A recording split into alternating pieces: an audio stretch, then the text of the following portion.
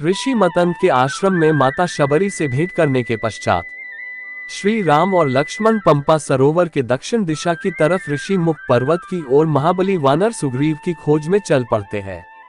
ऋषि मुख पर्वत पर पहुंचने पर वे दोनों भाई महाबली सुग्रीव का निवास स्थान खोजने लगते हैं।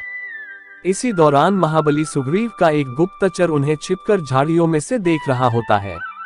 वह गुप्तचर वानर यह बात जाकर महाबली सुग्रीव को बताता है कि ऋषि मुख पर्वत की ओर दो व्यक्ति आ रहे हैं, जिनका वेशभूषा किसी ऋषि या मुनियों के जैसा है, लेकिन उनके कंधे वीरों जैसे हैं और कंधों पर धनुष बाण भी है।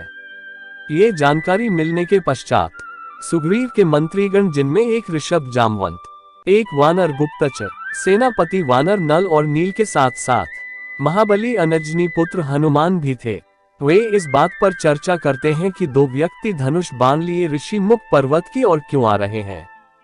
कहीं वे सुग्रीव के भाई और शत्रु वानर राज बाली के गुप्तचर तो नहीं।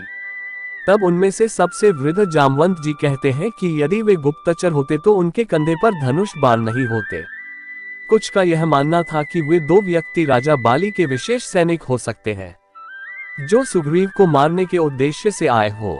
बहुत देर तक मंत्रणा करने के बाद जब कोई निष्कर्ष नहीं निकल पा रहा था, तब सुग्रीव ने चतुर और बुद्धिमान महाबली हनुमान से सहायता मांगी। उस समय महाबली हनुमान श्री राम के ध्यान में ही मग्न थे। जब सारी बात हनुमान जी को बताई गई, तो उन्होंने निश्चय किया कि वे अपना रूप बदलकर उन दो अनजान व्यक्ति के पास जाएंगे, उनका परिचय जानकर ही आगे की कार्यवाही करेंगे। तब हनुमान जी ब्राह्मण पंडित का रूप धारण करके श्री राम और लक्ष्मण के पास जाते हैं। वहां जाकर हनुमान जी राम और लक्ष्मण से पूछते हैं कि आप कौन हैं और आपका परिचय क्या है। तब लक्ष्मण जी हनुमान जी से कहते हैं कि हमें महाराज सुग्रीव के पास जाना है। फिर हनुमान उनसे पूछते हैं, आपको सुग्रीव के पास क्यों जाना है? क्योंकि मैं उनका कुल पुरोहित हूं, आप मुझे बताइए। बहुत देर तक जब हनुमान जी और लक्ष्मण जी बहस कर रहे थे कि पहले वे एक दूसरे के सवालों का उत्तर दे, अतः अंत में लक्ष्मण जी बताते हैं कि हम अयोध्या के राजकुमार हैं, मेरा नाम लक्ष्मण है और ये मेरे बड़े भाई श्री राम है। श्री राम का नाम सुनते ही हनुमान जी को अपने आराध्य श्री रामचंद्र ध्यान आते हैं, जिनकी वे वर्षों से भक्ति कर रहे हैं। वही श्री रामचंद्र आज उनके सामने खड़े हैं। श्री राम का परिचय पाकर हनुमान जी अपनी चपलता के लिए क्षमा मांगते हैं तथा भाव विभोर होकर अपना परिचय बताते हैं। हनुमान जी अपने वास्तविक रूप में आकर कहते हैं, हे राम, मैं आपका परम भक्त अंजनी पुत्र हनुमान हूँ और राजा सुग्रीव के आदेश पर आपको अनजान मानकर आपका परिचय पाने के लिए यह ब्राह्मण का वेश बनाकर आया था। तब बातों ही बातों में श्री राम और लक्ष्मण जी भी अपनी यात्रा का सारा वृतांत हनुमान जी को बताते हैं कि उनको माता शबरी ने भेजा था और वे दोनों सुग्रीव से मित्रता करने आए हैं।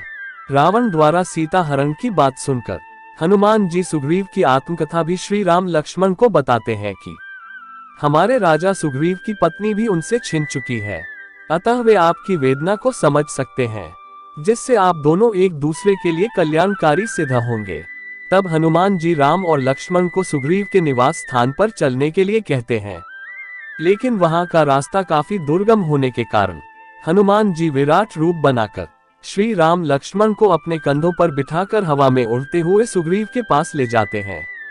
श्री राम लक्ष्मण के सुग्रीव से भेंट होने के पश्चात वे दोनों एक दूसरे को अपनी आत्मकथा बताते हैं तथा एक दूसरे की सहायता करने का वचन देते हैं।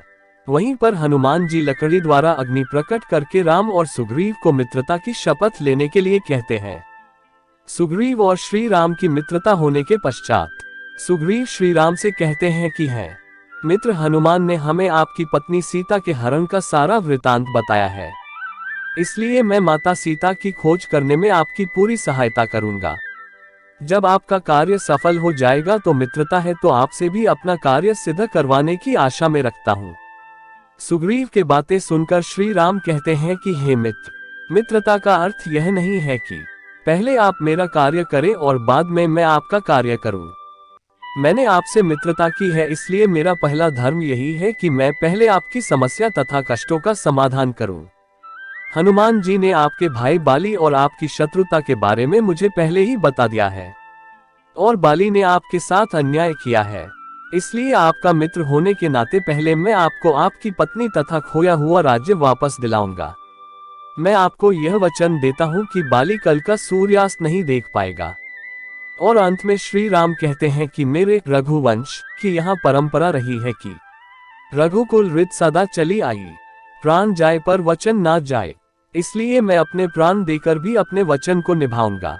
दोस्तों, वीडियो में दी गई जानकारी कैसी लगी आप हमें कमेंट में जरूर बताएं। जय जय श्री राम। धन्यवाद।